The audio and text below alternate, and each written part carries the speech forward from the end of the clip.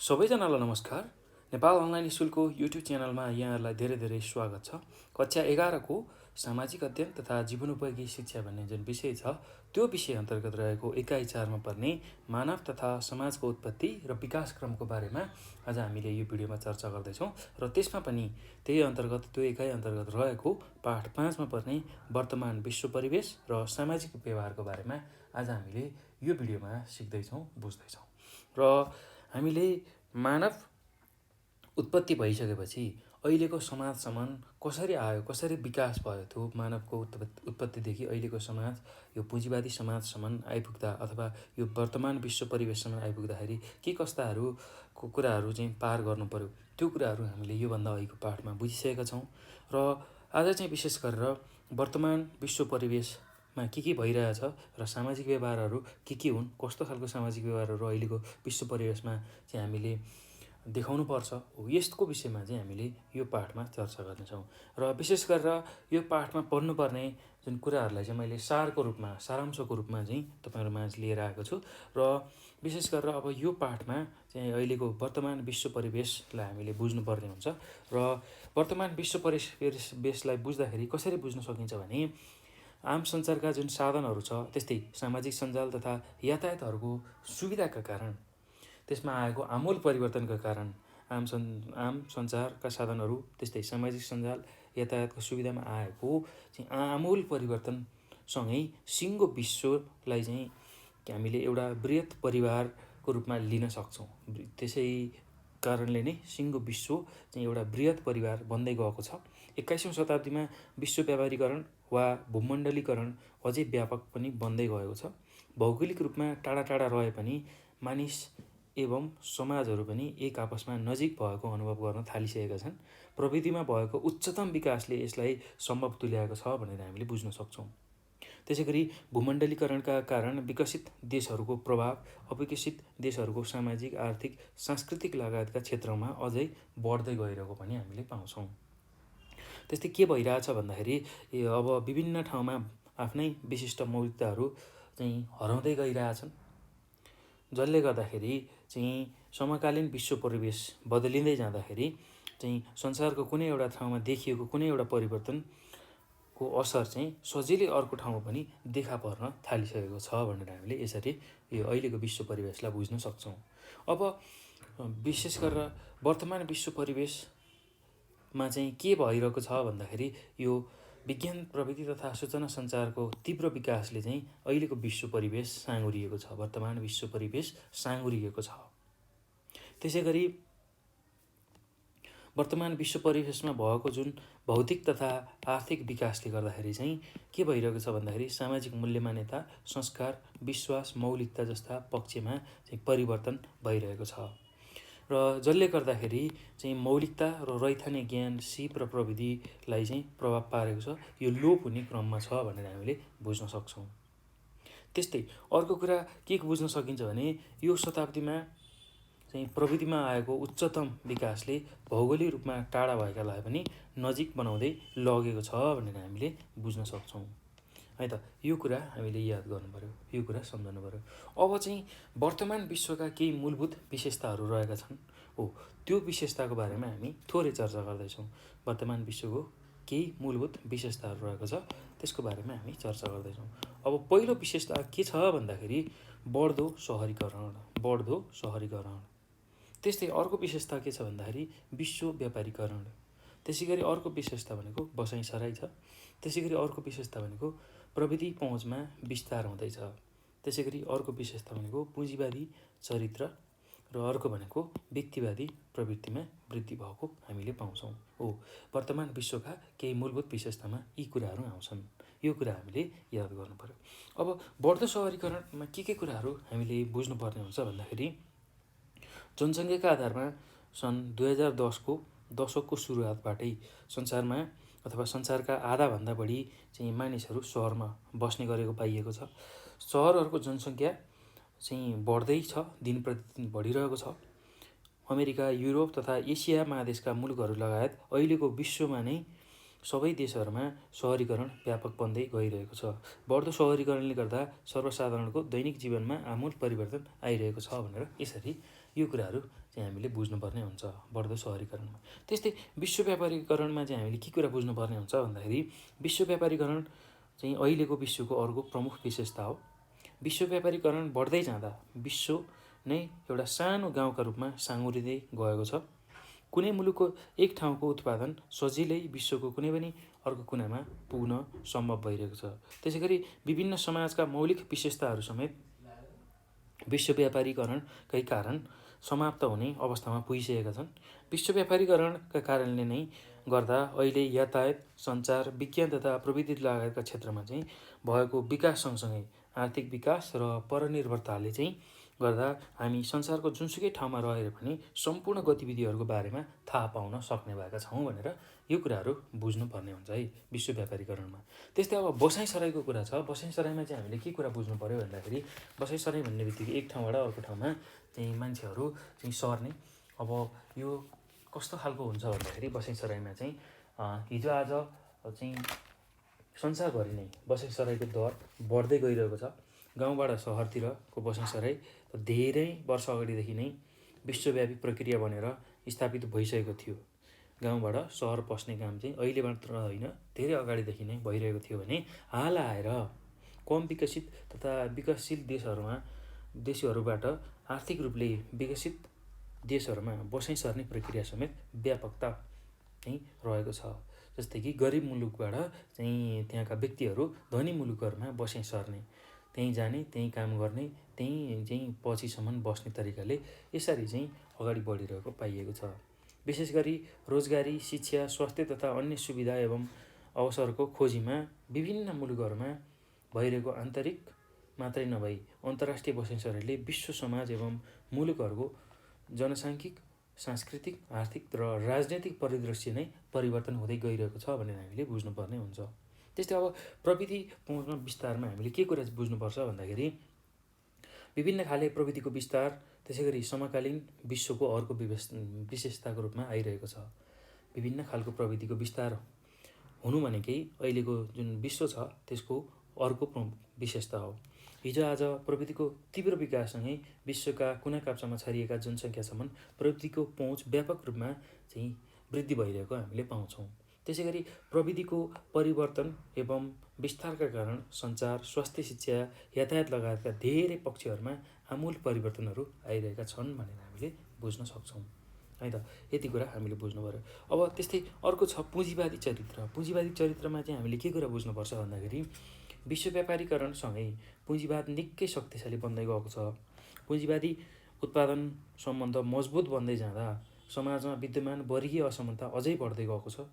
पुँजीवादी सशक्त बन्दै जाँदाखेरि सामाजिक सम्बन्ध र वैयक्तिक जीवनमा बहुआमिक जुन पक्षहरू छ त्यसमा चाहिँ प्रभाव परिरहेको छ भनेर हामीले बुझ्नुपर्ने हुन्छ।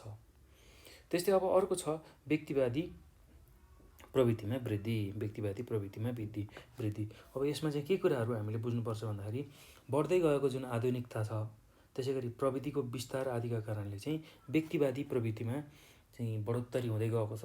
त्यो व्यक्तिवादी प्रवृत्ति बढ्दै गएको छ। आफ्नो फाइदालाई केन्द्रमा राखेर काम गर्ने प्रवृत्ति चाहिँ व्यापक रूपमा भइरहेको छ भने व्यक्तिहरूमा परिवार तथा नाता समेत जुन सम्बन्ध छ, नाता सम्बन्ध छ त्यो पनि कमजोर बन्दै गएको छ। आफू मात्र फाइदा लिने हिसाबले अन्य परिवार सम्बन्ध, नसनाता सबै कुराहरू चाहिँ कमजोर बन्दै गएको छ भनेर हामीले लेख्न सक्छौँ। यति कुराहरू बुझ्न सक्छौँ है त। यसमा यति कुराहरू बुझ्नु पर्ने हुन्छ। अब अहिले वर्तमान विश्व परिवेशका तत्त्वहरू चाहिँ के रहेको छन् त त्यसले चाहिँ हामीलाई के सङ्केत गर्छ त। अब वर्तमान विश्व परिवेशका तत्त्वहरू भन्ने बित्तिकै हामीले के कुरा बुझ्छौँ भन्दाखेरि वर्तमान विश्व परिवेशका तत्त्वहरू भनेको विश्वमा चाहिँ अहिले रहेको विश्व परिवेशलाई हेर्ने खालको तत्त्व भनेको एउटा सूचना प्रविधि छ। त्यस्तै दोस्रो भनेको बहुराष्ट्रिय कम्पनीहरू छन्, छ। त्यसै गरी अर्को भनेको अन्तर्राष्ट्रिय रूपको बसाइँसराई छ, अन्तर्राष्ट्रिय बसाइँसराई छ। त्यसै गरी अर्को भनेको व्यापार छ। त्यसै गरी अर्को भनेको वित्तीय सम्बन्ध छ हो। यति कुरा चाहिँ हामीले यसमा याद गर्नु पर्यो है त। यो कुरा सम्झाउनु पऱ्यो। वर्तमान विश्व परिवेशका तत्त्वमा सूचना प्रविधि, बहुराष्ट्रिय कम्पनीहरू, अन्तर्राष्ट्रिय बसाइसराई, व्यापार, वित्तीय सम्बन्ध, यति कुरा हामीले याद गर्नु पऱ्यो है त।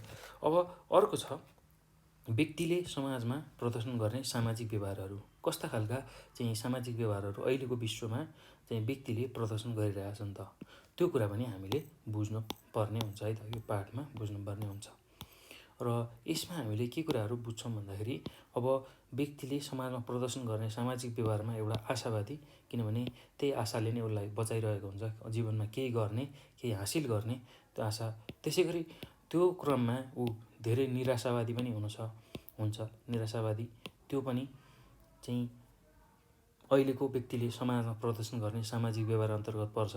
त्यस्तै अर्को भनेको विश्वास गर्ने, त्यही विश्वासकै आधारमा चाहिँ सबै कुराहरू चलेको छ, त्यही अनुसार नै आफ्नो क्षेत्रमा अगाडि बढ्ने। र अर्को भनेको ईर्ष्यालु स्वभाव, ईर्ष्या गर्ने, एकले अर्कालाई ईर्ष्या गर्ने हो, यस्तो खालको कुराहरू अगाडि बढिरहेको छ। यति कुरा हामीले यसमा बुझ्नुपर्छ है त। अब अर्को छ सामाजिक व्यवहारसँग सम्बन्धित प्रमुख प्रक्रियाहरू। ल, सामाजिक व्यवहारसँग सम्बन्धित प्रमुख प्रक्रियाहरू के छन् भन्दाखेरि विशेष गरेर त्यसमा चाहिँ हामीले के कुराहरू चाहिँ बुझ्नुपर्ने हुन्छ भन्दा एकता।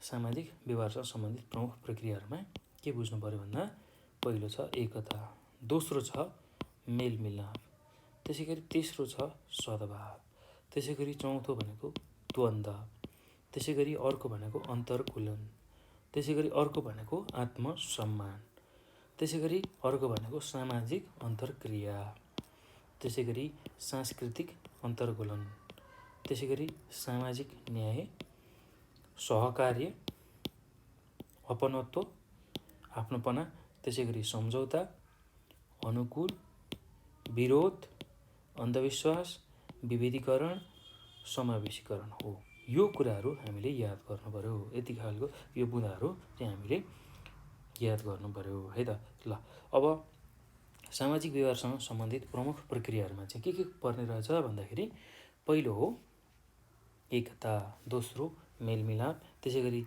अर्को भनेको सद्भाव, त्यसै गरी अर्को भनेको अन्तर्कूलन, आत्मसम्मान, सामाजिक अन्तर्क्रिया, सामाजिक अन्तर्कूलन, सामाजिक न्याय, सहकार्य, अपनत्व, सम्झौता, अनुकूल, विरोध, आत्मविश्वास, विभेदीकरण र समावेशीकरण, यति कुरा चाहिँ हामीले यसमा याद गर्नु पर्यो है त। ल, यति कुरा तपाईँहरूले यसको बारेमा याद गर्नु होला, एकदम सजिलो छ, त्यस्तो गाह्रो छैन।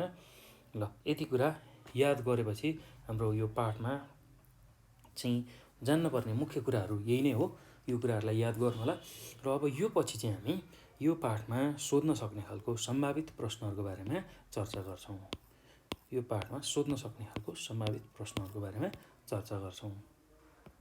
अब पहिलो प्रश्न के सोध्न सक्छ भन्दाखेरि तपाईँहरूलाई कस्तो खालको प्रश्न सोध्न सक्छ भन्दा सामाजिक सम्बन्धको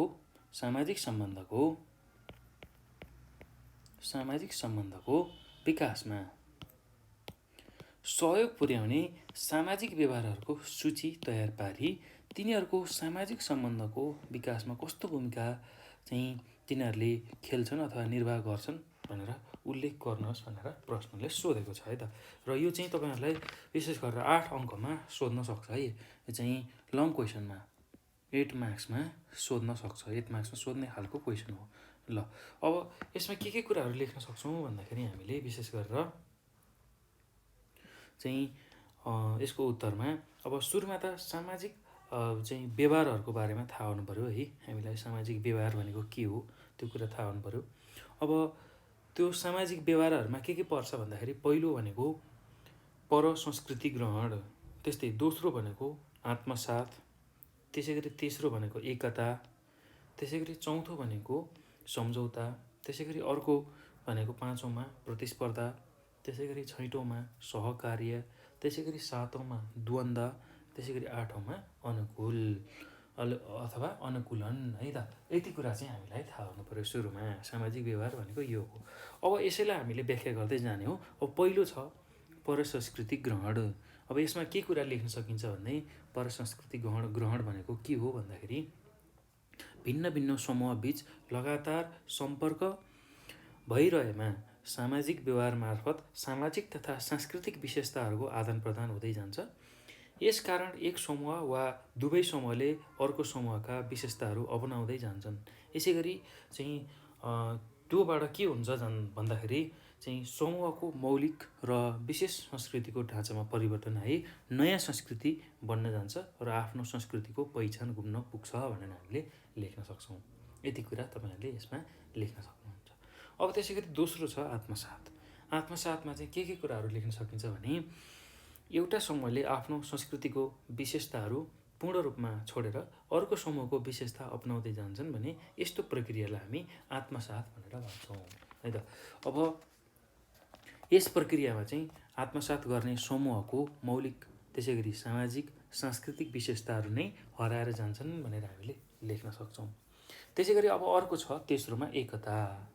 ल अब एकता भन्ने बित्तिकै हामीले के कुरा बुझ्नु पऱ्यो भने एकता त्यस्तो सामाजिक प्रक्रिया हो जसमा फरक सामाजिक सांस्कृतिक विशेषताहरू भएका समूहहरूले आफूहरूबीच भिन्नताहरू र अवरोधहरूलाई पन्छाउँदै समग्रताको अङ्गका रूपमा एकबद्ध भएर एउटा साझा उद्देश्य प्राप्त गर्न अगाडि बढ्छन्। त्यसै गरी एकताको माध्यमले गर्दा नै फरक फरक संस्कृति र समूहहरूबीच हामी एक हौँ भन्ने जुन भावना छ त्यो पनि विकसित हुँदै र सम्बन्ध सुधार पनि हुन्छ। अर्थात् सामाजिक सम्बन्ध जुन छ सामाजिक सांस्कृतिक सम्बन्ध त्यो पनि सुमधुर हुँदै अगाडि बढ्छ अथवा त्यस्तो खालको सम्बन्ध स्थापित हुन्छ भनेर हामीले भन्न सक्छौँ अथवा लेख्न सक्छौँ है त। त्यस्तै अब अर्को छ सम्झौता। सम्झौतामा हामीले के कुरा लेख्न पर्ने हुन्छ भन्दाखेरि के कुरा बुझ्नुपर्ने हुन्छ भन्दाखेरि भिन्न भिन्न सामाजिक तथा सांस्कृतिक विशेषताहरू भएर समूहबीच चाहिँ बेमेल तथा झगडा पनि हुनसक्छ। विभिन्न आफ्नो सामाजिक र सांस्कृतिक विशेषताहरू छ। अब त्यसलाई चाहिँ मुद्दा बनाएर चाहिँ उनीहरूबीच चाहिँ एक किसिमको के हुन्छ भन्दाखेरि झैझगडा चाहिँ हुनसक्छ, बेमेल हुनसक्छ। आपसी झैझगडा र हठ त्याग र चाहिँ मिलेर बस्ने सामाजिक व्यवस्था पनि कायम गर्ने गरिन्छ। यो कुरा हामीले बुझ्नु पर्यो है त। त्यसै गरी अब अर्को छ सम्झौता है। सम्झौता हामीले भर्खर चर्चा गऱ्यौँ। अर्को छ प्रतिस्पर्धा है त।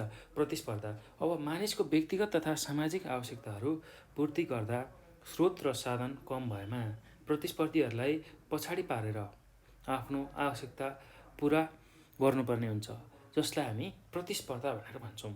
अब प्रतिस्पर्धात्मक व्यवहारले मान्छे र समूहको चाहिँ क्षमता विकासमा मान्छेको समूहको जुन क्षमता छ त्यसमा चाहिँ विकास गर्न सहयोग पुर्याउँछ भनेर हामीले लेख्न सक्छौँ। त्यसै गरी अब अर्को छ सहकार्य। सहकार्य त्यस्तो सामाजिक प्रक्रिया हो जसमा मानिसहरू अथवा समूहहरूले आफ्नो साझा आवश्यकताहरू पूर्ति गर्नका लागि एकअर्कासँग मिलेर काम गर्ने गर्छन्। सामाजिक जीवन तथा सामाजिक व्यवस्थालाई जीवन्त राखिराख्न सहकार्यको व्यवहारलाई अति आवश्यक मान्ने गरिन्छ भनेर हामीले बुझ्नुपर्ने हुन्छ है त। त्यस्तै अब अर्को छ द्वन्द्व।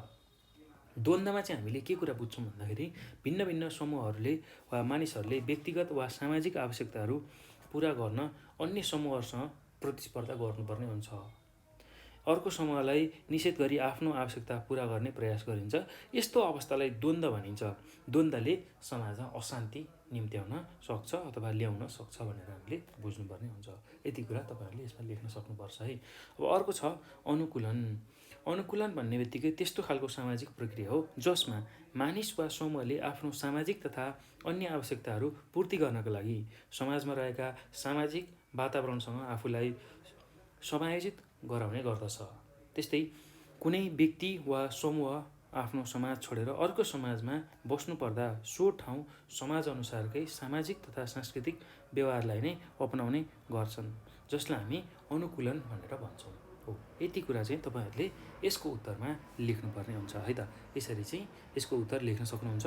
अब यो पछि अर्को प्रश्न तपाईँहरूलाई के सोध्न सक्छ भन्दाखेरि अर्को प्रश्नमा के सोधेको छ भन्दाखेरि बढ्दो व्यापारीकरण र बसाइसराइका कारण विश्वका मुलुकहरू बहुसांस्कृतिक बन्दै गएका छन्, यस भनाइलाई पुष्टि गर्नुहोस् भनेर यसरी तपाईँहरूलाई यो क्वेसन पनि सोधिदिन सक्छ।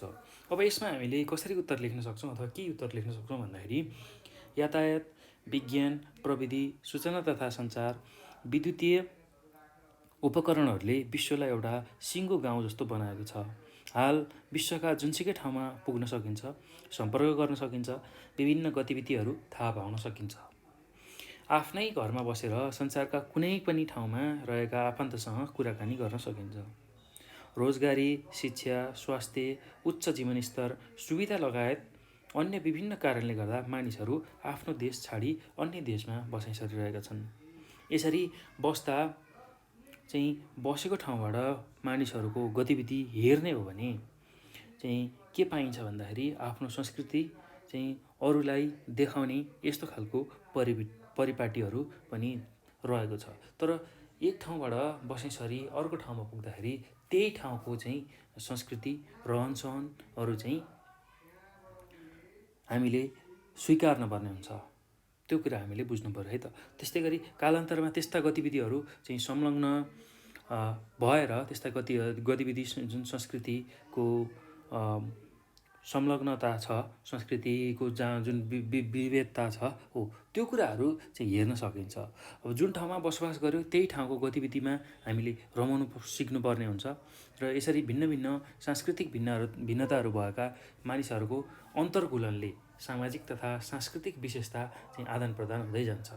एउटा मुलुकको सामाजिक तथा सांस्कृतिक विशेषता अर्को मुलुकमा पनि विकसित हुन्छ, जसका कारण मुलुकहरू बहुसांस्कृतिक बन्दै जान्छन्। त्यसै गरी अर्को के लेख्न सकिन्छ भने समकालीन विश्वमा भाषिक लगायत बहुसांस्कृतिक विविधता छ। जस्तै 1 जनवरीलाई संसारका कतिपय देशमा नयाँ वर्षको रूपमा मनाइन्छ। America, Canada, England, New Zealand, Australia, Bharat आदि देशमा नयाँ वर्ष धुमधामसँग मनाइन्छ। क्रिसमस मनाउने, नयाँ वर्षमा रमाउने कार्य आज नेपाल, भारत, चीन आदि मुलुकमा पनि रहेको छ। त्यसै गरी बौद्ध गुम्बाहरू, हिन्दू मन्दिरहरू, मुस्लिम मस्जिदहरू, इसाईका चर्चहरू संसारभरि फैलिएको हामीले पाउँछौँ। बौद्ध मार्गीहरू र यिनका गुम्बा, चैत्य चाहिँ Cambodia, Thailand, Japan, Myanmar, Sri Lanka, Mongolia जस्ता देशहरूमा पनि देखिन्छन्। जसबाट भन्न सकिन्छ विश्वका मुलुकहरू बहुसांस्कृतिक बन्दै गएका छन् भनेर यसरी यो कुराहरू पनि हामीले लेख्न सक्छौँ।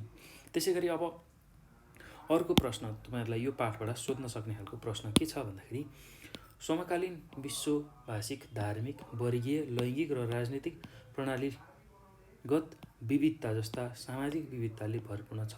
आफ्नो तर्कसहित व्याख्या गर्नुहोस् भनेर चाहिँ सोधेको छ।